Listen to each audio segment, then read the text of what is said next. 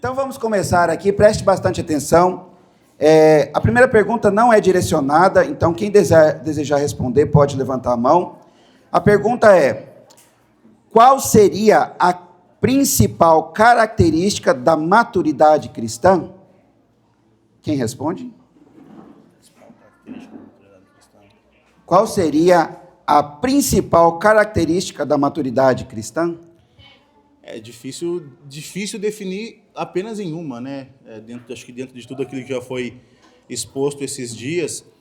Irmãos, eu creio, vou falar assim, por mim, tá? Não sei se os pastores vão querer complementar. Na minha opinião, irmãos, na minha visão, se eu fosse destacar uma principal, seria a perseverança, certo? Para mim, um cristão maduro é alguém que persevera, apesar das dificuldades, apesar de todos os problemas. Como o pastor Danilo bem falou agora pela manhã, a igreja tem problemas. Perseverança, irmãos.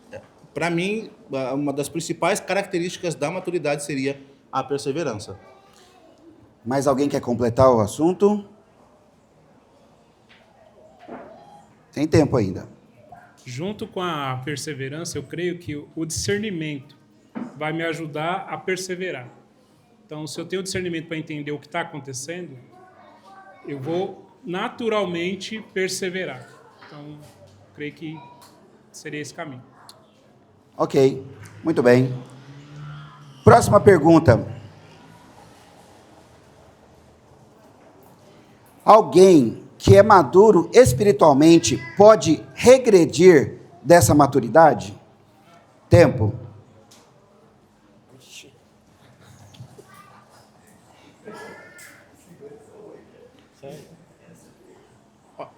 Eu acredito que o cristão verdadeiro, ele não vai regredir.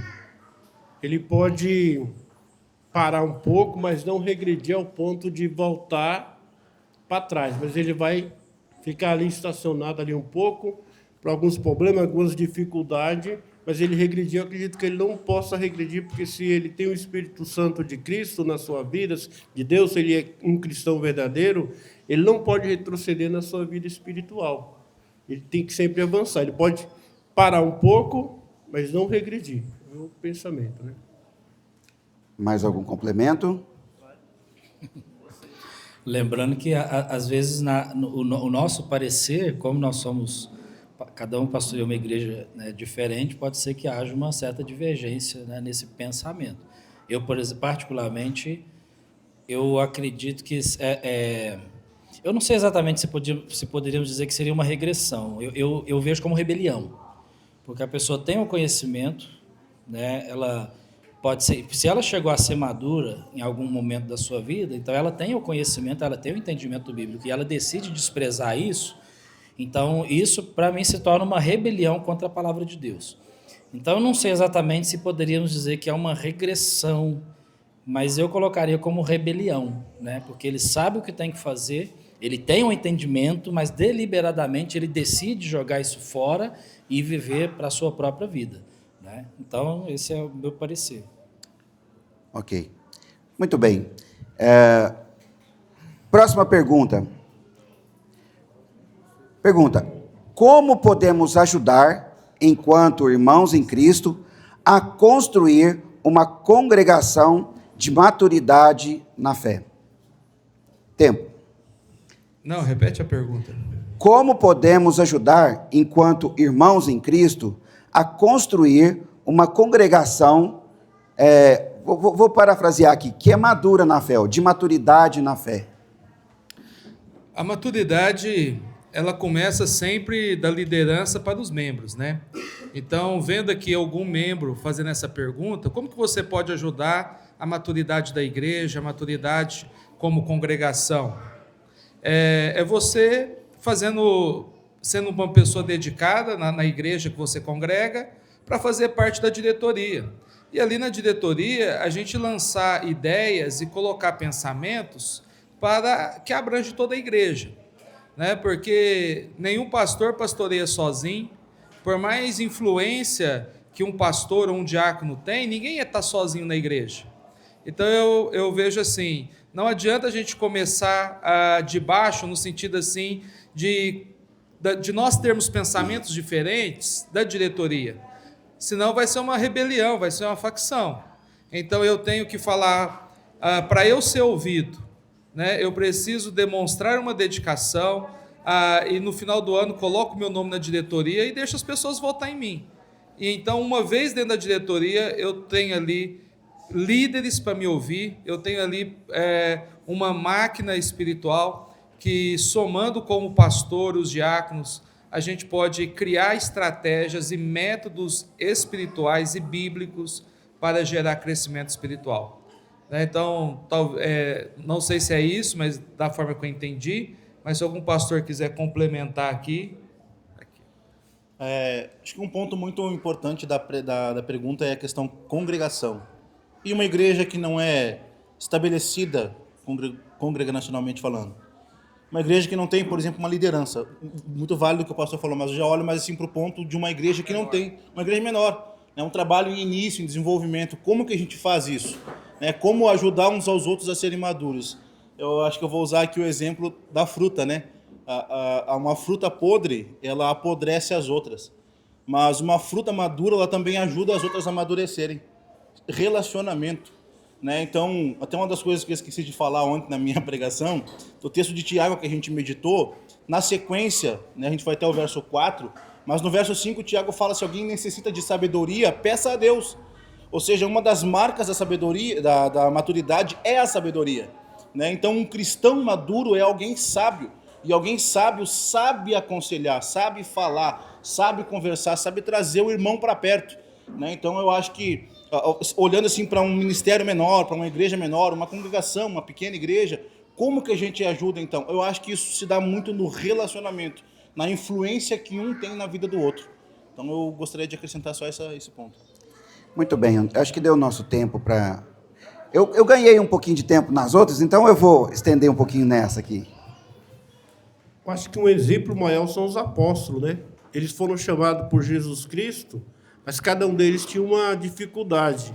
Após Jesus Cristo ir para o céu, surgiu um líder, Pedro, e levou todos os outros à maturidade junto com ele. Não deixou eles, e isso mostrou que eles foram mudando na época dele. Durante os 3 anos e meio de ministério de Jesus Cristo, eles tinham muita dificuldade. Um queria sentar à direita, outro queria sentar à esquerda, um era impulsivo no falar, o outro era mais cético, e cada um de uma forma. Só que após o Jesus Cristo ir para o céu, Pedro tomou a liderança e levou um crescimento dos 12, junto com Matias, né? Levou ali um crescimento, e eles cresceram, que eles expandiram o evangelho, não só na região, mas eles entenderam que temos que sair. E eles saíram e mudaram a história do evangelho, porque eles cresceram, não eram mais meninos. Eles desenvolveram, foi um tipo de congregação entre eles que fez com que eles crescessem para que o evangelho desenvolvesse cada vez mais.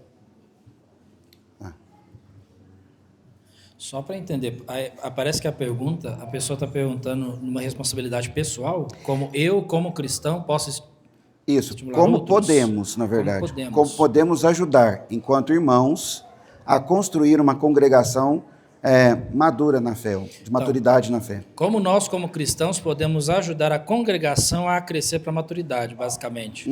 Eu creio que um versículo-chave foi citado hoje na pregação, que é Hebreus capítulo 10, porque ele disse ali, né? E consideremos-nos uns aos outros para nos estimularmos ao amor e às boas obras. Nós nos estimularmos, eu estimular você, você me estimular. A grande falha que nós temos nos dias de hoje é: as pessoas não se estimulam, não se visitam, não se edificam, não se repreendem e não se perdoam. Então, eu acho que essa é a maior dificuldade que a gente tem hoje, e por isso acaba que nas nossas congregações atuais, generalizando aqui, acaba que os crentes não crescem, porque eles não praticam os mandamentos recíprocos relacionados a uns aos outros, porque é só dessa forma que nós podemos estimular uns aos outros. Então, se eu te visito, você me visita, nós vamos conversar sobre Cristo e sobre a palavra. Hoje em dia, virou uma cultura nossa não nos visitarmos. Cada um se encontra no domingo na igreja e amém, aleluia, aí terminou o culto. Aí muitos até dizem assim, até domingo que vem. Por quê? Porque não se estimulam. Então, isso falha muito nas nossas igrejas hoje. E aí ele diz, então, ele joga, né, como nós podemos nos estimular, não deixando a nossa congregação. A gente tem uma ideia aqui de igreja, né? Não deixando de ir na igreja. Eu creio que esse não deixando da vossa congregação não é simplesmente deixando de ir na igreja. Se eu vou na casa do irmão, sim, eu não sou igreja sozinho, mas se eu vou na casa do irmão, ali nós temos 2 membros do corpo de Cristo estimulando um ao outro. E se cada cristão pensasse dessa forma, imagina como que seria a sua igreja. Se durante a semana todos se visitassem, todos se estimulassem, todos se edificassem, como que seria a igreja? Se cada cristão pensasse dessa forma. Então, eu creio que essa é uma boa maneira, né, de crescer para a maturidade juntos. Muito bem. Próxima pergunta. O que é esperado de um cristão em cada fase da vida para demonstrar a sua maturidade cristã? Vou repetir a pergunta. O que é esperado de um cristão em cada fase da vida para demonstrar a sua maturidade cristã? Eu creio que uma busca constante de melhoria. Porque o cristão ele não pode se acomodar, pensar assim, eu sou um novo convertido, então eu vou ser instável. Aí, passar dos anos, ele não procura crescer espiritualmente. Então, cada fase, eu entendo assim, que vai ter as suas particularidades, mas espera-se que, um exemplo, você tem lá 10 anos de convertido, você já tenha uma bagagem espiritual que vai ser consciente com o momento que você está vivendo. Então, precisa ter crescimento. Se não tem crescimento, tá estéril, né? Então não serve. Então tem que ter crescimento espiritual. Uhum. Agregando aqui ao que o pastor falou, eu vejo que um grande mal da nossa época é a falta de iniciativa, é a falta de ser uma pessoa ativa. A gente tem que entender que Jesus não ficou esperando ele ser convidado para ir de casa em casa, cidade em cidade, aldeia em aldeia. Ele tinha comunhão com Deus, ele falava, as pessoas têm que saber isso, e ele então tomava a iniciativa. Hoje nós estamos vivendo uma época que a gente pega a mocidade da igreja, coloca 4 numa sala fechada por 1 hora, ninguém puxa assunto. Né? Os pais chegam para mim e falam assim, pastor, mas meu filho não tem amigo. Mas ele puxa conversa com os outros e os outros fogem dele? Não, ele não puxa. Por quê? Porque está todo mundo esperando alguém puxar conversa com ele. Ninguém está entendendo o seguinte, eu posso puxar conversa. Está todo mundo em silêncio esperando alguém ter iniciativa. E isso vai para a vida cristã como um todo. Sabe, ninguém está levantando a mão e falando, pastor, eu posso ajudar domingo de manhã, o que tem para fazer? Sabe, a pessoa simplesmente olha ali para o grupo de louvor, nossa, minha voz não é boa para cantar. Nossa, eu não consigo fazer uma abertura, eu não tenho a desenvoltura que eu acredito ser necessário. Então, a gente perdeu isso com iniciativa. Então, o que uma pessoa tem que ter para crescer? Iniciativa, ela tem que correr atrás. Ela tem que chegar para o pastor e falar, pastor, o que tem para fazer? Ela tem que chegar para um jovem e falar, e se nós dois for entregar um folheto lá no estacionamento do shopping? E se a gente for na feira de sábado de manhã, entregar folheto ali nos carros? Sabe? E se a gente montar um grupo de WhatsApp para ler a Bíblia, nós aqui, só da mocidade, cada um comentar o que entender do capítulo? Sabe? Então, as estratégias são diversas, mas todas envolvem iniciativa. Então nós estamos vendo um tanto de gente deprimida, reclamando que está sozinho, que não tem amizade, que está na igreja há tantos anos e não tem um amigo. Na hora que sai para o aniversário, convida só a gente da escola, só a gente da família, ninguém da igreja dele ou da igreja irmã. Por quê? Porque ninguém está entendendo o seguinte, depende de mim.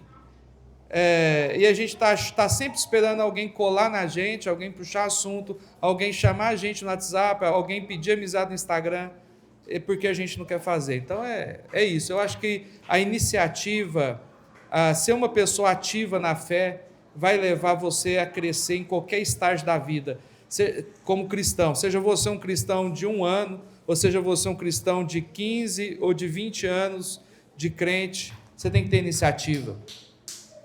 Muito bem.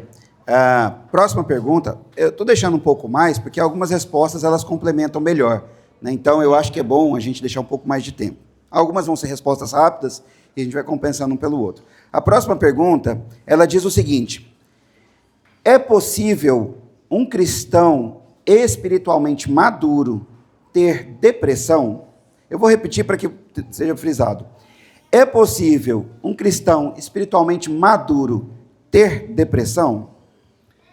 Essa é difícil, hein? Acho que agora pegou no nervo, né? Irmãos, primeiramente, essa pergunta divide muito opiniões, tá? Vou dar a minha opinião. Eu creio que depressão é um quadro clínico. Na minha visão, o ser humano ele é constituído de corpo, alma e espírito. Emoções são naturais à parte física do ser humano. Também, obviamente, há muito da questão espiritual, alma e espírito, sim. Mas, olhando para um quadro geral, hoje nos nossos dias, isso tem sido muito catalogado como questões clínicas. É possível, sim, eu creio ser possível que um cristão maduro, ele passe, sim, por um processo de depressão. Mas numa questão física, certo, irmãos? O que não acarretaria, por exemplo, ou não deveria impactar na sua vida espiritual. Vou deixar os outros pastores responder, porque eu sei que essa aqui é difícil. Irmãos, talvez a gente não está entendendo muito o que é a maturidade, porque maturidade não significa que a gente não erra, não falha, né? Uma pessoa madura, ela vai passar por qualquer coisa que outro cristão passa. A diferença é como ele resolve o problema. Um cristão maduro, ele peca, e quando ele peca, ele não foge do seu pecado, ele confessa com Deus e procura a pessoa, ou procura seu pastor e fala: pastor, eu pequei, eu errei. Então, a maturidade, a partir do momento que eu sei que eu errei, eu estou preparado para receber a consequência do meu erro. Então, maturidade não é que uma pessoa madura não vai passar por problemas normais, né, da vida, mas a pessoa madura é quando ela não foge da disciplina como criança, né? Então, uma pessoa imatura, ela fugiria, mas o maduro não, ele fala: ó, eu errei, qual que é o processo de restauração? Qual que é o processo, seja da minha vida particular ou da vida da igreja, e aí vai, né, de muitas formas. Mas eu acredito que um cristão, né, maduro, ele passa por problemas como todo mundo, porque maturidade é a forma de resolver problemas, né, e não a forma de não errar, né? Maturidade não é impecabilidade, maturidade é resolver problema. Então é só esse acréscimo aqui. Deixa só um versículo para ajudar. Salmo 42, 11, o salmista está com a alma abatida, né? Abatimento de alma. E eu creio que a maturidade, como o pastor Olavo disse, está muito ligado à nossa reação à situação. Uhum. E ele fala que a solução vai ser esperar em Deus. Então, não está muito ligado ao que acontece, mas como eu respondo àquilo que acontece. Um exemplo, o luto. Todos nós passamos por luto. Mas a maturidade vai me ajudar a lidar com o luto de uma maneira diferente daquela pessoa imatura. Uhum. Não discordando dos demais, e concordando também, mas eu acredito que toda depressão ela tem um fundo de pecado. Toda depressão ela tem um fundo de pecado. E se ela tem um fundo de pecado, está ligado muitas vezes com a vida espiritual, está ligado com a falta de fé em Deus, a falta de esperança, e que leva ela a um quadro depressivo. Tem um lado científico, tem um lado também espiritual. A gente tem exemplos bíblicos, né? Jonas, nós temos exemplo bíblico de outros profetas, né? Que caíram em depressão. E nós temos exemplos bíblicos que nos levam a crer que, sim, um cristão ele pode cair. Mas Jonas caiu em depressão por quê? Porque ele não gostou do que ele fez, né? Em outras palavras. E outros profetas da mesma forma. Imagina Elias, a obra que ele fez, e ele chegou ao ponto de dizer: eu quero morrer. Está em depressão, mas é um homem espiritual. Mas foi pecado da parte dele, porque ele estava com medo. Então, eu acredito que também tem o lado espiritual. A pessoa espiritual, madura, ela pode sim ter um momento de fraqueza espiritual, de falta de fé, de esperança, e ela cai em depressão. Mas ela se levanta, porque ela tem o Espírito Santo e ela se levanta. Aí que entra a comunhão dos irmãos para levantar aquele irmão e não deixar ele ficar lá embaixo, mas sim sempre ali, como foi falado, visitar, orar e fazer sempre visitas a ele para que ele não entre num profundo momento depressivo e acaba se isolando de todo mundo e acabe tendo que, muitas vezes, cometer suicídio, fazer outras coisas na vida dele. Por isso que é importante a comunhão, a comunidade e o crescimento da igreja, como o pastor falou, não deixar de congregar, né? Ficar ali juntos todos, né? Eu vou fazer um parênteses na pergunta, ela vai ser respondida ainda, mas eu não vou marcar mais o tempo. A gente estava um pouco mais corrido, que o pastor Olavo estava pensando em sair, ele precisava sair, mas ele comunicou aqui que ele vai poder estender um pouco mais. E eu estou vendo que elas ainda estão fazendo o almoço lá. Então, não vou marcar o tempo da resposta, porque eu sei que algumas respostas vão demandar um pouco mais de atenção. Outras vão ser mais rápidas, então não vou marcar mais o tempo. Os pastores estão à vontade para responder. Lógico que eu gostaria que os irmãos sejam bem sucintos na resposta, para que todos participem, mas não se delongassem muito na resposta. Mas todos podem participar, eu não vou marcar o tempo, então. Pastor, pode continuar. Rapaz, esse negócio de falar sobre depressão é muito pano para manga, hein? É muito pano para manga. Mas primeiro precisa definir o que é depressão e o que é tristeza. Tem uma diferença muito grande. Muita gente que chega e fala, estou depressivo, está triste, não está depressivo. E muita gente que fala assim, não, eu estou só triste, ele está depressivo, mas não reconhece. Então, assim, é muito complicado. Se você vai no médico dizendo que você está doutor, eu estou muito triste, vontade de morrer e tudo mais, ele vai falar, então você está com depressão, e ele vai te tacar remédio. Ele vai mandar você tomar ali os benzodiazepínicos da vida, né? Né? A lista é enorme. Ou seja, então é complicado. Mas eu, particularmente, eu tenho lido algumas coisas sobre o tema e tudo mais. Eu não acredito em depressão clínica. Eu creio, né, que a depressão é um problema na alma, é um estado de alma e ele precisa de cura. Então, assim, esse é um pensamento meu que eu vejo na Bíblia. Quando a gente pega, por exemplo, você vê o livro de Ruth, Noemi, você começa o capítulo com aquela tristeza profunda por causa do luto.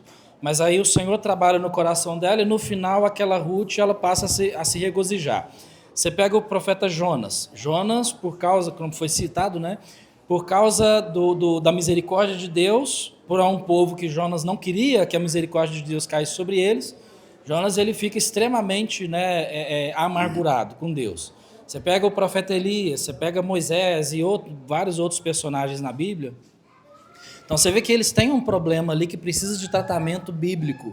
Então, quando você fala a respeito de depressão, antigamente eu não sei se era comum isso aí, os irmãos já ouviram isso, mas eu já ouvi muito no passado que depressão é do diabo. Depressão é do diabo. Não. Na verdade, pastores caem em depressão, crentes. Eu conheço muitos cristãos, né? Tenho conversado com muitos e tenho tentado ajudar outros com depressão. Então, é possível, sim, um cristão cair em depressão, né? Mas por quê? Porque quando ele tem uma tristeza ou uma amargura, então aquilo não é tratado com a palavra. Então, sim, ele cai em depressão e eu creio que isso é um problema na alma que precisa ser tratado, né? Então, ele não consegue responder corretamente, conforme a vontade de Deus, às circunstâncias que acontecem. Luto, por exemplo. Conheço pessoas que estão no processo de luto há 3, 4, 5, 10 anos. Isso é normal? Não, isso não é normal. Só que a pessoa não reconhece, né? A pessoa, eu estou no meu direito. Não. Se você tem uma tristeza, nesse sentido, o período do luto, tudo bem, mas chega num ponto que ele precisa, a maturidade tem que levar ele a Cristo, que é a esperança para a cura. Da mesma forma, a amargura, né? E você vai pegando todos os problemas que tem por aí. Então, assim, é possível um cristão, como uma pergunta, é possível? Sim, mas isso precisa de tratamento, então ele precisa ser tratado por isso, né? Pessoa que fala assim, a depressão pós-parto, por exemplo, né? Depressão, desequilíbrio químico, né? É uma depressão química, tá? Como que vai definir que é uma depressão química se não existe um critério para mostrar que a depressão é clínica? Você vai no médico, ele não vai te pedir exame. Doutor, eu estou extremamente triste. Ah, tá bom, vamos fazer uma bateria de exame para saber se você está com depressão. Alguém já viu isso? Não, é tudo baseado no relato. É tudo no relato. Então, é tudo comportamental. E o que é comportamental, a gente tem um padrão aqui. Se a gente foge do padrão, então nós estamos em pecado. Então, precisa de tratamento.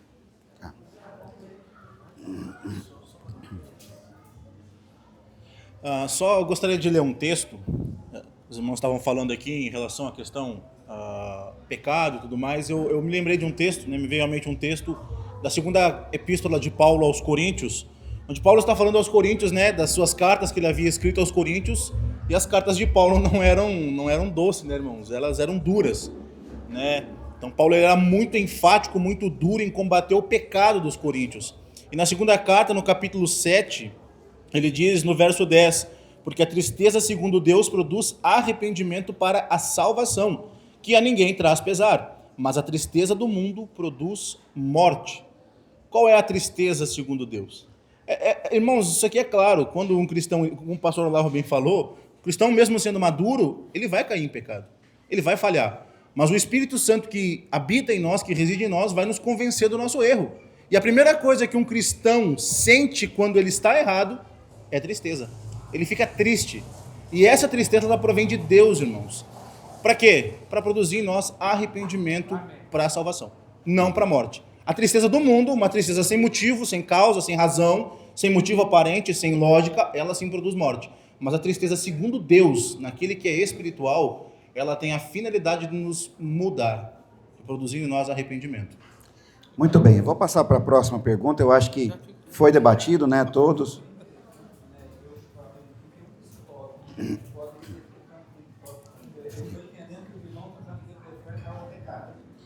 Eu vou fazer o seguinte, como nós tivemos a oportunidade de fazer as perguntas aqui, eu tenho mais perguntas, no final, talvez fazer alguns comentários sobre alguma pergunta, você anota e a gente faz, senão não dá tempo das perguntas de todas, porque às vezes tem outros pontos também, né?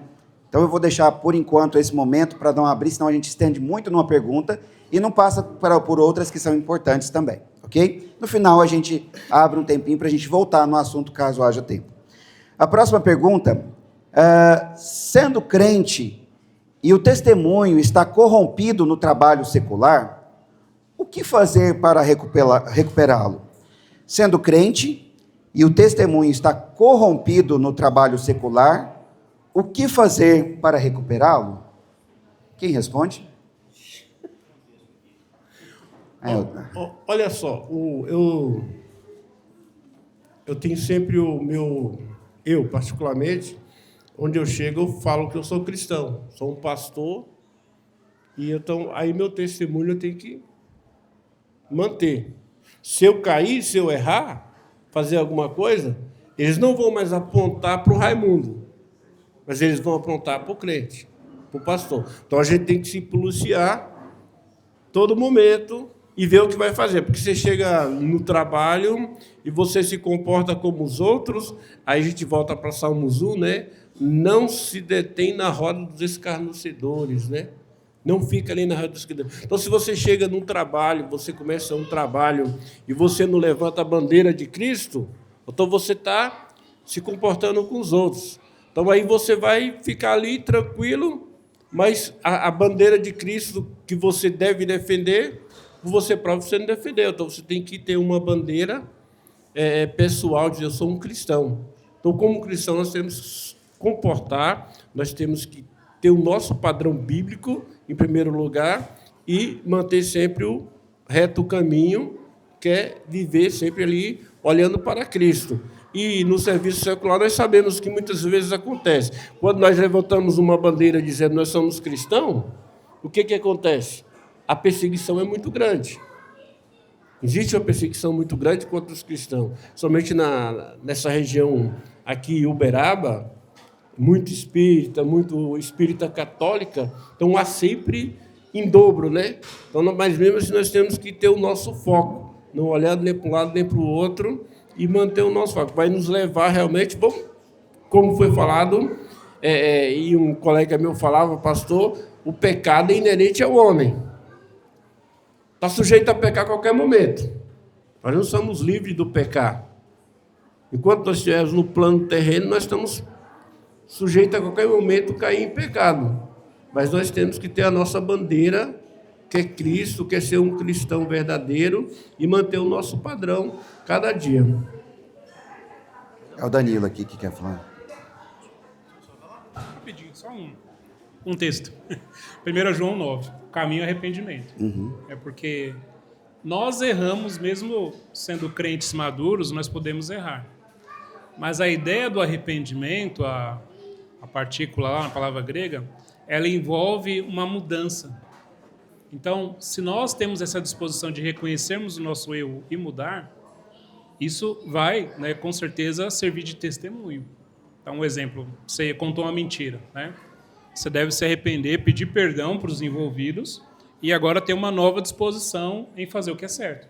Não é isso que o Evangelho prega? Aquele que roubava, não rouba mais, né? Agora vai trabalhar e ter com o que ajudar o necessitado. Então, eu creio que a forma de reconquistar, né? Não sei se seria essa palavra, o testemunho, é o caminho que o Evangelho nos mostra. Irmãos, essa questão eu vejo ela como muito delicada, tá? Essa pergunta Jesus fez. Mateus capítulo 5, verso 13, Jesus diz: vós sois o sal da terra. Ora, se o sal vier a ser insípido, como lhe restaurar o sabor? Para nada mais presta senão para ser lançado fora e ser pisado pelos homens. Como que eu, como um cristão, que já tenho um testemunho como cristão, que ostento um testemunho como um filho de Deus, mancho o meu testemunho, como que eu restauro o meu testemunho? Difícil, viu? O problema é que a gente leva a vida cristã muito na brincadeira, irmãos. Esse que é o problema. Os nossos relacionamentos, eu não estou falando como cristãos, relacionamentos entre nós, aqui como igreja, não, mas com os incrédulos, porque o incrédulo ele não esquece, irmãos. Você pode cometer uma falha, um erro na frente de um incrédulo e se passar em 20, 30 anos. Quando você encontrar de novo, ele vai jogar na sua cara aquilo que você fez. Como que você restaura? Irmãos, eu creio ser muito difícil. É possível? É, mas é muito difícil. Porque o incrédulo ele não perde uma oportunidade de acusar o Filho de Deus. Logo, na minha visão, a gente tem que ser muito cauteloso com a forma como a gente vive, com a forma como a gente se relaciona com os nossos vizinhos, com os nossos colegas de trabalho, porque é uma coisa muito séria. Ostentar o nome de Filho de Deus, levar o nome de Deus é algo muito sério. E muitas vezes, nos nossos dias, os cristãos estão brincando de serem filhos de Deus, fazendo as coisas de qualquer maneira, tendo qualquer tipo de conversa, frequentando qualquer lugar. Aí depois eles querem correr atrás do prejuízo. Aí depois eles querem falar de Jesus. Aí o incrédulo já viu que ele precisava ver e já está com toda a munição na mão para então acusar e fuzilar o Filho de Deus. É muito difícil. Para que serve o sal? Depois que o sal perde o seu sabor, como você restaura? Não restaura. Então é muito difícil. Mais algum complemento dessa pergunta? É uma situação difícil, mas o que eu poderia acrescentar aqui é persevere. Né? Se você está num serviço, o pessoal te conhecia como cristão, você errou, então é o seguinte, ou você tem que mudar de serviço ou perseverar naquele. É isso. Mas entenda, quando você perseverar, você não persevera motivado nas pessoas te tratarem bem novamente, mas motivado por Cristo, sabe? Muitas vezes a gente acaba fazendo certo com a motivação errada. A gente está fazendo certo para receber elogio dos homens e não para agradar a Deus. Então, eu digo a você, vai ser um tempo demorado para restaurar e talvez vai restaurar parcialmente, nem vai restaurar tudo. Mas se você está fazendo aquilo por amor a Deus, vale a pena. Sabe? Então, o meu ponto aqui é esse. E as pessoas que vão entrando na empresa, as pessoas que vão entrando no setor, eles vão vendo o seu comportamento novo, e isso vai, talvez aqueles que viram o seu erro, para aqueles lá acontece aquilo, né? Que o Douglas falou, o pastor Douglas falou, mas tem um pessoal novo que vai chegando e vai vendo a sua conduta diferente. Irmãos, aonde abunda o pecado, superabunda a graça. As pessoas têm que entender que ser crente não é falar que não erro. Ser crente é quando eu erro, eu seguro na mão de Deus e continuo firme na minha fé. Próxima pergunta. Essa é boa. Afinal, o Boa Semente é bom ou não para o crescimento espiritual? Então eu vou A falar pergunta, aqui. eu vou responder, eu vou perguntar de novo. Afinal, o Boa Semente, eu acho que a pessoa quis dizer que o Boa Semente, Pão Diário, todos esses devocionais prontos, né? É bom ou não para o crescimento espiritual? Então, eu vou dar aqui a minha opinião. Irmãos, para mim, todos esses devocionais, esses livretinhos, são bons, tá? Seja Pão Diário, Oráculo, e tem um tanto aí, né, que vai. Mas, assim, todos são bons. Aquilo que eu entendo é que nós não podemos ficar só com eles, né? Falando no contexto de maturidade cristã, hoje o Pão Diário muitas vezes nem é lido, é um áudio, né, que a gente ouve ali em 4 minutos. A questão é de nós fazermos um devocional por obrigação e não com o desejo de crescer na palavra de Deus. Uma pessoa que tem o desejo de crescer na palavra de Deus, ele não vai ouvir só um pão diário, só uma página que explica um versículo e conta uma ilustração para o seu dia. Então, no meu ponto de vista, não foque no seu devocional, foque em fazer devocional e mais alguma coisa, sabe? Então, é algo... E outra, eu falo da minha vida, irmãos. Hoje eu não faço pão diário, mas eu já fiz por muitos anos, sabe? Então, muitas vezes, aqueles que são maduros, aqueles que leem a Bíblia e lêem vários livros hoje, eles começaram com o quê? Quando eles estavam no começo da fé. Então, eu acho que é um processo. Talvez a maioria dos pastores aqui não ouvem ou lê pão diário hoje. Mas será que nenhuma fase do crescimento da fé não fizeram isso? Né? Então, a maioria das pessoas que eu converso é um processo, né? Ninguém nasce comendo carne, né? Ninguém nasce lendo livros grossos, né? Então, a gente tem que conhecer a palavra de Deus, depois vai para comentário, depois aprende grego. Então, assim, é um processo, né? Então, esse é o meu ponto de vista. Então, continue lendo e fazendo seu devocional, mas não fique só nele. Acrescente Bíblia, acrescente outras coisas a ele. Alguém mais quer acrescentar aí?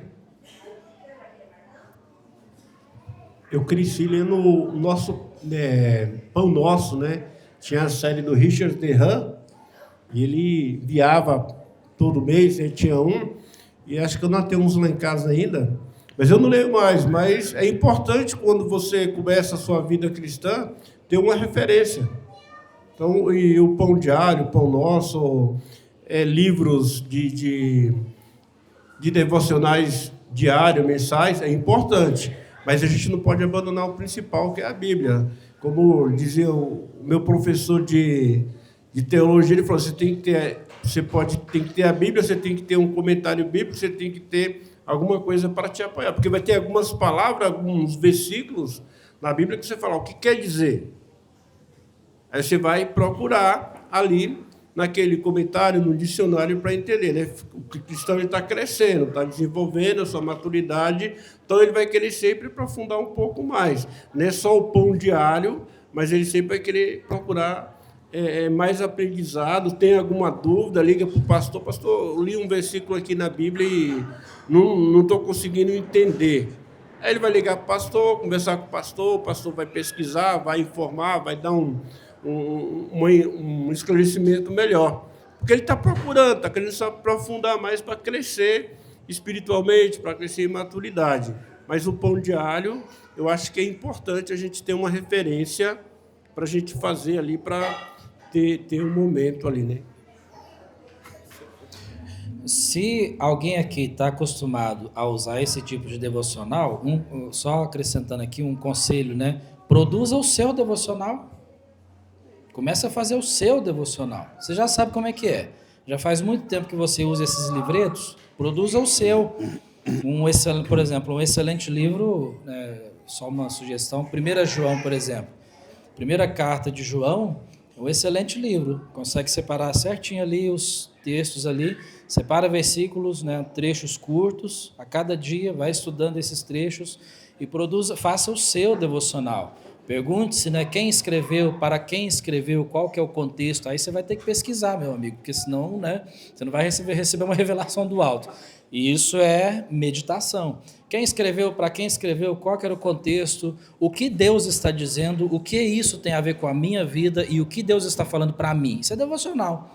Então começa a produzir o seu. E aí, à medida que você vai produzindo o seu, fazendo o seu devocional, seja uma bênção para outros também. Começa a gravar áudio, compartilha, manda para o seu pastor. Pastor, eu fiz um devocional aqui, ouça aí e depois me fala, né, o que o senhor acrescenta, o que o senhor acha. Entende? E aí, à medida que você vai crescendo no seu momento devocional, você vai compartilhando com outros também, sendo uma bênção para outros. Mas o crucial aqui é, se você já está acostumado a usar esses livrinhos de devocionais, que geralmente é um versículo e um comentário. Aquele versículo alguém estudou, alguém mastigou e alguém escreveu. Você está pegando tudo pronto. Ou seja, não tem nada que é seu ali. Começa a produzir o seu. Mastiga, rumina, pesquisa, cresça, desenvolva. Se você é acostumado a usar esses livretos de devocionais, então você sabe como fazer. Começa a andar com as próprias pernas e deixa deixa isso e começa a mastigar um pouquinho mais de carne, porque afinal de contas, que nem a Bíblia fala, né? Você prefere leite ou prefere churrasco? Esses devocionais, que nem o pastor Lavo disse, são leite, ótimo para começar, mas o curso natural da nossa vida é você começar a mastigar um alimento mais sólido até chegar na carne, né? Então isso é uma grande bênção, tá bom? Só um adendo sobre devocionais, mas não só isso, mas materiais. Cuidado com o que vocês consomem, né? Porque tem muito devocional no mercado, né, que tem uma visão totalmente contrária daquilo que a gente crê. E começa a pregar um certo triunfalismo, uma certa prosperidade, essa teologia coach, né, dos nossos dias, espiritualidade. Tem um devocional chamado Café com Deus, que é essa aí. Café com Deus, café com filho, então toma cuidado. Mas não só isso também, mas nós estamos nessa era digital, é muito comum nós ouvirmos muitas mensagens no YouTube, Spotify, né? Cuidado também, né? Porque muitas vezes você está consumindo algum produto que vai totalmente contrário àquilo que a sua denominação, a sua igreja professa. Aí você está lá abraçando muitas vezes, né? Como foi dito ontem, né? Está ouvindo o Nicodemos, depois vai ouvir o Edir Macedo e depois vai para a sua igreja no domingo, né? E é uma miscelânea de coisas. Então, muitas vezes, peça indicações. Ó, pastor, eu estou procurando um livro sobre tal assunto. Aí seu pastor vai te indicar, o livro bom, tal é bom. Esse não é tão bom. Então, não só nos devocionais, tá? Mas devocional é bom fazer, né? Com livros. O pastor falou algo interessante, né? O bom dia, né? A gente compartilha o bom dia.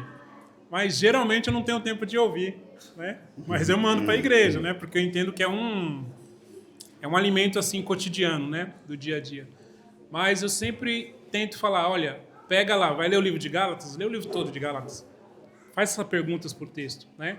Vai ler Efésios, lê capítulos. Não fica só num versículo por dia, porque é muito pouco.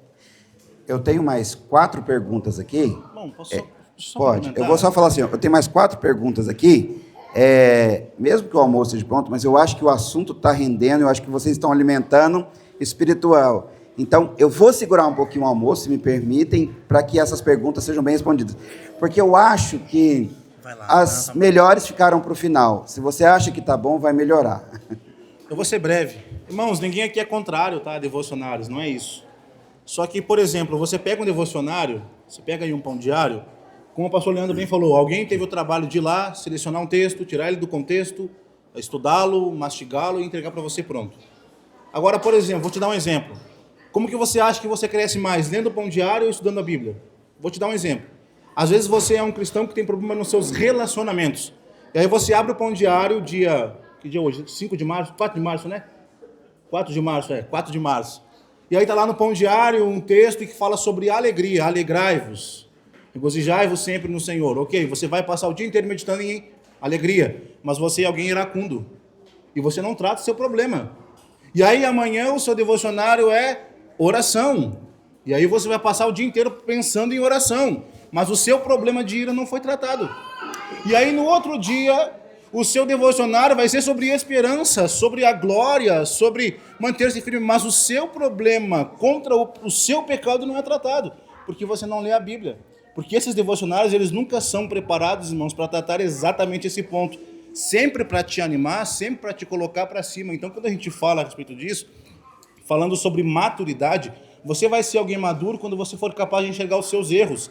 Que você falha, por exemplo, em congregar, que você falha em perdoar o seu irmão, que você falha na hora que você se estressa, que você se irrita sem motivo, que você trama o mal contra os outros. É aí que a maturidade vai agir.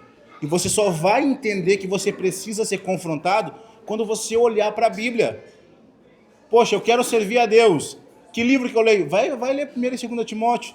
E aí você vai ver Paulo dizendo, se você é assim, assim, assim, você não pode servir a Deus. O que eu preciso fazer? Eu preciso mudar. Eu preciso me tratar. Se você passa de um dia para o outro irritado com alguém, o que Paulo vai falar para você aos Efésios? Não se ponha o sol sobre a vossa ira, nem deis lugar ao diabo. E aí você é confrontado. Quando você lê essas coisas, você olha assim, poxa, eu estou falhando aqui, então eu preciso mudar. Então, irmãos, é nesse ponto que a gente fala, tá? Esses devocionários, eles não são preparados para isso. Então, há uma necessidade de autoexame, e as devocionais são para isso, irmãos. São um momento onde a gente medita, onde a gente considera diante de Deus, poxa, eu preciso mudar nesse aspecto, e eu preciso da ajuda do Senhor. Muito bem. Vamos continuar a próxima pergunta aqui.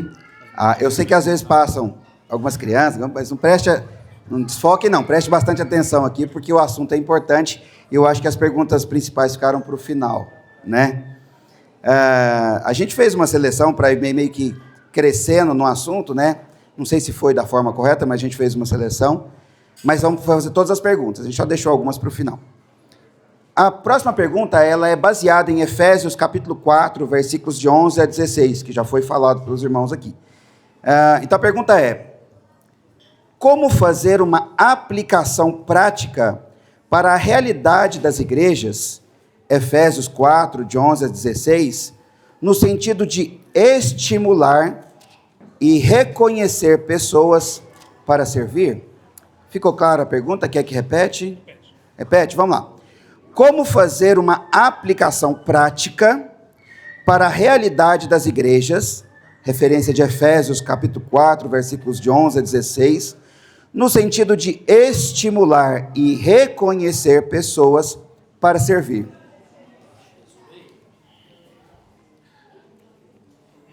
Eu creio que um caminho, né, aqui o texto fala que o Senhor deu uns para apóstolos, profetas, evangelistas, pastores e doutores, querendo aperfeiçoamento dos santos.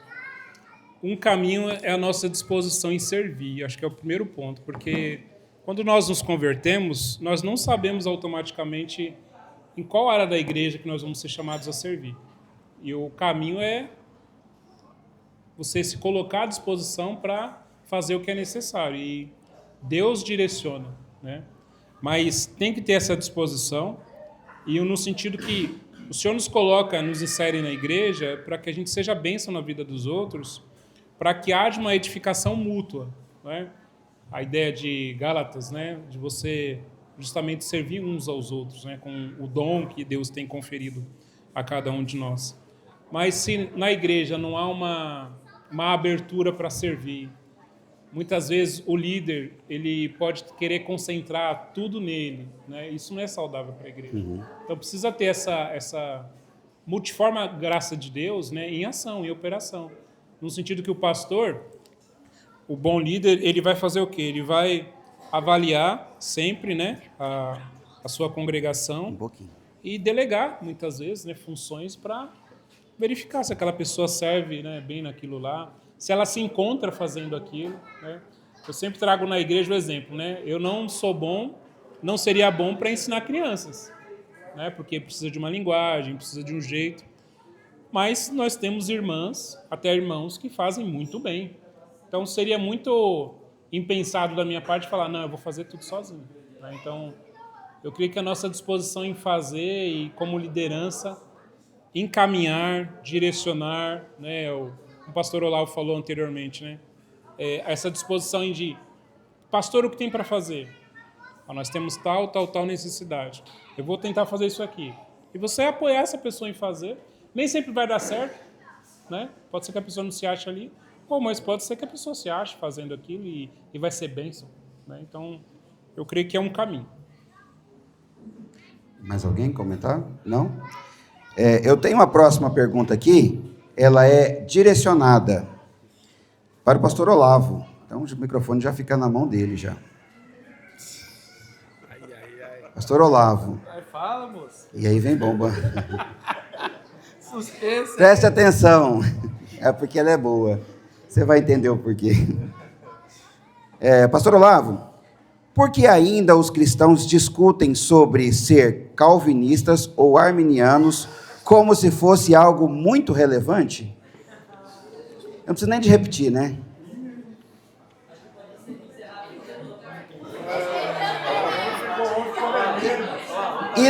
E não foi a melhor, porque ainda tem duas aqui.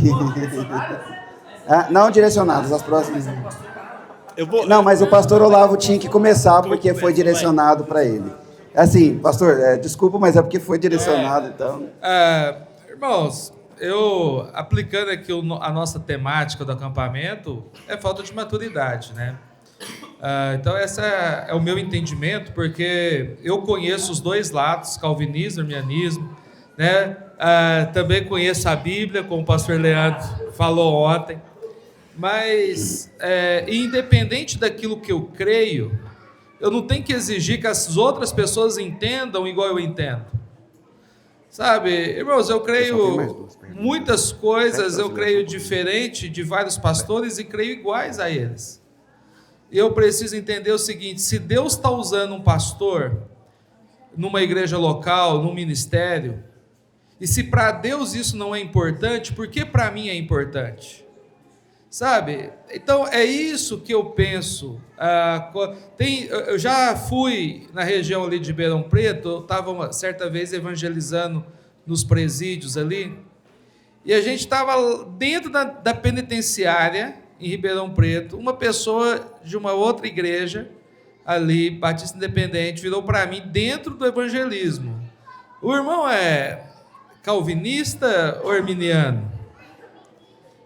E aí eu falei assim, eu tive uma sabedoria de Deus, eu falei assim: irmão, o que você acha? Eu não respondi o que ele quer, eu falei: o que você acha? Ele falou assim: se o irmão está evangelizando é porque o irmão é arminiano, né? E ali, irmão, continuamos a evangelizar. Agora, primeiro assim, a gente está dentro de um presídio, né, cheio de pessoas ali precisando do evangelho, pessoas possessas, pessoas ali andando com cordão de macumba até a barriga, assim. Irmão, é terrível evangelizar dentro de um presídio. Pessoas falando que cometeu crime, que nem sabe como foi. A gente deduz que essas pessoas estavam até possessas, né, quando cometeram esses crimes. E a pessoa dentro ali resolveu fazer um inquérito meu ali, né, da minha confissão de fé. Então, o que eu vejo assim, irmãos, a gente está perdendo o entendimento que o grande mérito no Novo Testamento é Deus usar as pessoas. A alegria do apóstolo Paulo, de Pedro, era em ser usado por Cristo. E essas brigas de calvinismo e arminianismo não tinha no Novo Testamento. E se não tinha no Novo Testamento, irmão, para mim não é importante, para a minha vida pessoal. Sabe, porque embora eu possa ter facilidade com um ponto de vista, irmão, eu vou querer, quando eu pergunto para o pastor Danilo o que ele é, na verdade, o que está por trás? Eu quero saber se eu vou me aproximar dele ou não. Então, se ele pensar igual a mim, vou chamar ele para tomar um café lá em casa. Se ele pensar diferente de mim, eu não chamo, eu não me aproximo. Então, muitas vezes, o que está por trás em querer saber se alguém é calvinista ou arminiano, ou calvinista de quantos pontos? Né? Então, eu vou me aproximar só de quem crê igual a mim. E, de repente, eu estou me aproximando porque talvez alguém crê igual nessa área, mas, de repente, vai discordar na escatologia. E aí eu vou me retroceder. Então, eu vejo assim, irmãos, para mim, os livros e a internet, ela estimula muito essa briga. Sabe, eu acho que tem muitos livros estimulando essa briga, e também assim, a internet né, também acho que ganha muito ibope, mas eu vejo que é falta de crescimento espiritual. Esse é o meu ponto de vista. Obrigado. Muito bem. Aí agora sim, alguém querendo completar, né? Porque a primeira foi a pergunta para ele. Alguns anos atrás, aqui em Uberaba, só tinha eu que não era calvinista. Você imagina a situação. Então era difícil. Uma vez a gente foi para o concílio de pastor e eu fiz uma pergunta para o pastor não respondeu. E ele respondeu assim: pastor, se eu responder, eu vou contra a minha doutrina. Fiquei calado. Aí fizeram uma pergunta para ele: se você fosse para uma cidade onde todos fossem arminianos, o que você ia fazer? Ele ficou calado e começou a rir. E alguém falou: pergunta para o Raimundo, que ele sabe. Porque todo mundo era calvinista na época, menos eu.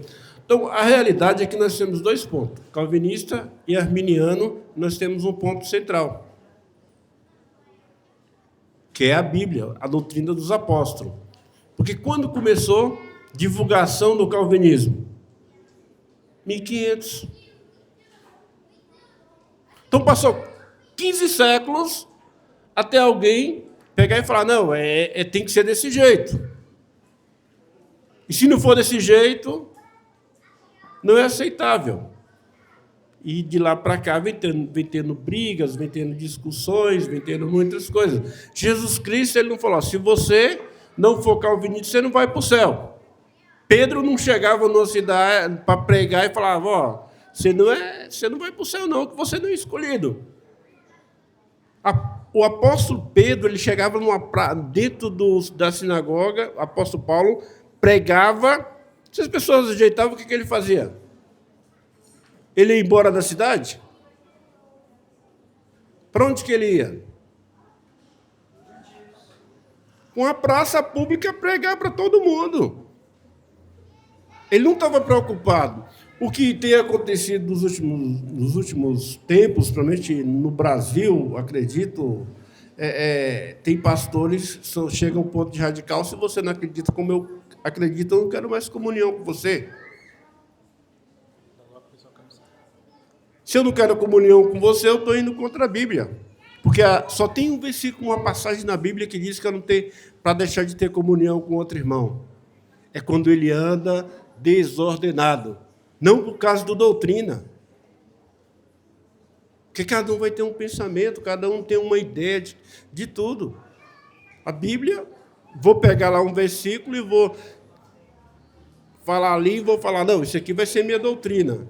Mas ninguém vai concordar comigo. Então você tem que manter um padrão seu. Não, você tem que manter o padrão de Deus, que é o verdadeiro. Né? Muito bem. Você pediu primeiro. Mais alguém? Não, eu só queria acrescentar o meu parecer, que essa é uma discussão que já dura muito mais de 500 anos, grandes teólogos não chegaram a consenso, não sou eu que vou conseguir fazer isso. Então eu prefiro deixar para lá, olhar para Cristo e vamos embora. Ok. Só um adendo. Sim. Sobre, para a maioria, muitas vezes a gente fala alguns termos e as pessoas nem entendem, né? Porque são termos, muitas vezes, que fazem mais parte do nosso universo pastoral, porque para o irmãozinho da igreja, né, simples, lá, humilde, não faz diferença e ele nem sabe o que é calvinista e nem o que é arminiano. Tá? Eu vejo como falta de maturidade, muitas vezes, deixar questões secundárias ditar a nossa comunhão. Né? Então, possivelmente, dependendo da região do Brasil que você vem, você tem uma posição já definida sobre isso. Os seminários são confessionais hoje. Então, você vai para um seminário no Ceará, ele é calvinista. Você vai para um seminário no Paraná, ele é arminiano. Ele não é né? arminiano, não. Porque esse lá não é arminiano, não. Não é da Bíblia. Biblicista. Você está cruzando. Entendeu? Seminário. Agora é minha vez de falar. Só estou ilustrando, tá? Mas o que é importante? O que nós temos em comum? Nós temos Cristo. Cristo é o nosso ponto em comum. Eu vou cortar. Tá? Porque os dois pontos são pontos Senta lá. de soteriologia, que é senta lá. salvação. Os dois pontos, eles vão ter diferenças, mas E aquela? o que a Bíblia fala é que todo aquele que confessa a Cristo como Salvador é salvo. Como isso se dá? Né? Aí um ponto vai dizer uma coisa, outro ponto vai dizer outra. Mas os dois pontos têm uma coisa em comum. A fé vem pelo ouvir. Então, nós precisamos pregar o Evangelho. Muitas vezes, quando eu cheguei em Uberaba, eu fui falar com os pastores e falei, andar junto dá trabalho. Porque muitas vezes você vai deixar a sua opinião de lado em detrimento ao quê? Ao Evangelho. O Evangelho está acima de nós, né? Paulo falou que o seu compromisso era com Cristo e este crucificado. Então, entre Calvino e Armínio, eu fico com Cristo, né? Eu tenho minha posição, né? Creio, mas isso não me impede de ter comunhão com outros irmãos, né? Então, é falta de maturidade muitas vezes. Eu não vou convidar fulano de tal para pregar na minha igreja porque ele não crê do jeito que eu creio. A minha igreja ela vai ser assim, assim, assim. Não. Então, a gente não pode de púlpito também ficar, mas fulano disse isso, outro fulano disse isso. Não. A gente prega a palavra de Deus, né? E a palavra de Deus, ela é exata naquilo que ela expressa, dizendo que Cristo morreu. Foi Cristo. Não foi Armínio, não foi Calvino, não foi Lutero, não foi outro reformador, né? Então, irmãos, eu vou fazer o seguinte, olha. É o seguinte, tem mais 2 perguntas a serem respondidas. Eu sei que o almoço está pronto, está esfriando, né? Então vamos fazer o seguinte. Quem desejar, acho que as crianças... Pode. Faz uma pergunta, deixa um pastor responder. Faz a outra, deixa o outro pastor responder. Em 2 minutos, 5 minutos a gente acaba. Tá bom. Tá bom. Então eu vou fazer o que o pastor me orientou aqui, tá?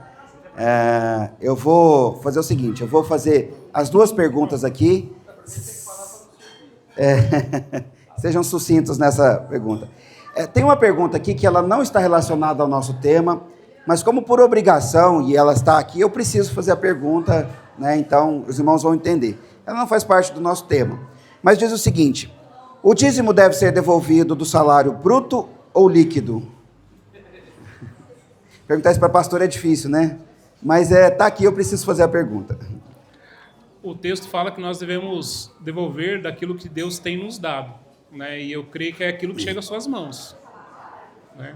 Então, aquilo que chega às suas mãos, você vai ofertar o seu dízimo, né? Alguém difere? A última pergunta aqui, ela é um pouco mais extensa e eu gostaria que os pastores prestassem bastante atenção, porque ela está nos 2 lados do papel. E ela pode gerar alguma dúvida na hora de responder, tá bom? Então, olha só, preste atenção. Se eu errar alguma palavra aqui, alguma coisa, aí os irmãos me ajudam aqui, ó. Se concordamos que o crescimento espiritual deveria ser, de fato, um desejo ardente, o que fazer quando arde dentro de um cristão o desejo de compartilhar mais desse conhecimento e falta um pouco da sensibilidade dos líderes em estimular estes, os convidando a participar mais em orações públicas, aberturas de cultos, leitura da palavra e outras coisas dentro desse âmbito, visto que muitas vezes são sempre os mesmos que fazem tudo. Deu para entender o contexto da pergunta? Acho que, porque como ela é extensa, eu não vou repetir, né? E a última pergunta. Talvez essa pergunta seria bom pelo menos uns 2 pastores responder, né? Mas o grande problema é o contexto que nós estamos inseridos. Porque eu tenho tido o privilégio de pastorear, de estar em 2 ministérios, onde as igrejas têm um número de membros maior. Então, no estado de São Paulo, eu estava numa igreja ali com 80 pessoas, hoje a igreja Emanuel ali e Uberlândia tem um pouco mais de 80, e isso facilita a igreja se organizar financeiramente para enviar o pastor para um congresso anual, para nós como pastores abrirmos a nossa mentalidade. Sabe, muitas vezes o pastor, ele era um membro, não viajava muito, foi para o seminário, teve as suas experiências no seminário, ou fez o seminário na igreja local, e ele já foi para o ministério. Então, ele tem muito só a experiência do pastor dele, muitas vezes, ou talvez de 2 pastores que aconteceu alguma troca ministerial quando ele era membro.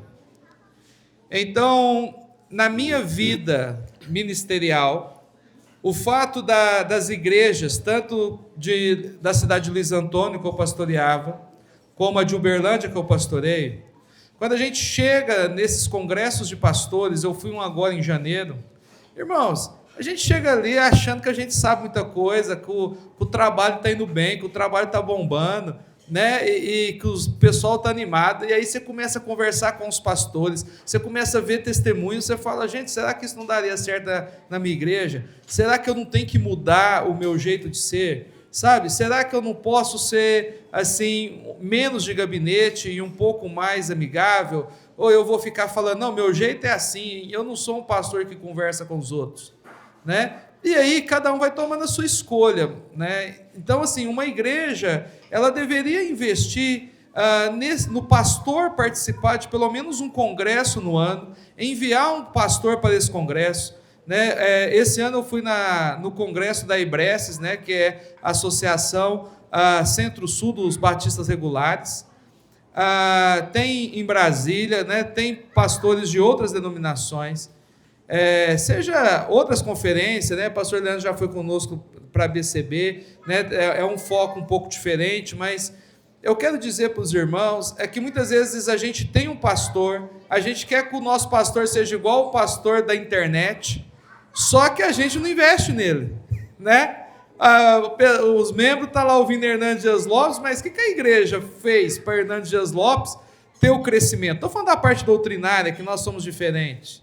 De repente a pessoa gosta de ouvir lá o Graconato, o Paulo Júnior, o Paul Walsh. Cara, o que as igrejas deles fez, né? É a mesma coisa de um cara que está olhando uma modelo. Você está olhando uma modelo que alguém gastou muito dinheiro para o cabelo dela ficar daquele jeito, alguém gastou muito dinheiro para a unha dela ficar daquele jeito, e aí você não dá R$1 para sua esposa e está comparando ela com alguma modelo da televisão? Então, muitas vezes acontece isso no meio pastoral, sabe? A gente fala assim, nossa, o pastor conferencista, nossa, cara, como que esse pastor conferencista podia ser o pastor dessa igreja? Cara, mas o que a igreja dele está investindo no ministério dele para ele ser um pastor, vamos dizer assim, mais atualizado, né? Não na Bíblia, né? Mas no contexto aqui da igreja. Então, eu tenho visto alguns pastores cabeças duras, né? Tem alguns amigos, colegas de ministério, que é cabeça dura, mas, por outro lado, eu vejo igrejas que também segura tudo. Você fala assim, vamos pintar a igreja. Irmãos, aparece lá 5 latas de tinta. Vamos enviar o pastor para um congresso, né? Seja para Fiel, seja para outro congresso. Não tem dinheiro, não tem como enviar. Então, eu interpreto assim que muitos pastores, eles não são cabeça fechada porque eles querem. Na verdade, eles estão imitando os professores deles no seminário, e eles foram para igrejas que não envolvem no reciclar, né? Ele não sai da igreja para aprender coisa diferente em nenhum outro lugar. Então, é só um milagre mesmo, né, para acontecer essas dinâmicas aí. O irmão Ida escolhe se quer ficar só com essa resposta ou se passa para outro. Tem mais. Só um pouquinho. Não, Rapidinho. Eu acho que não é o pastor. Eu acho que é cada membro falar, estou disposto a fazer.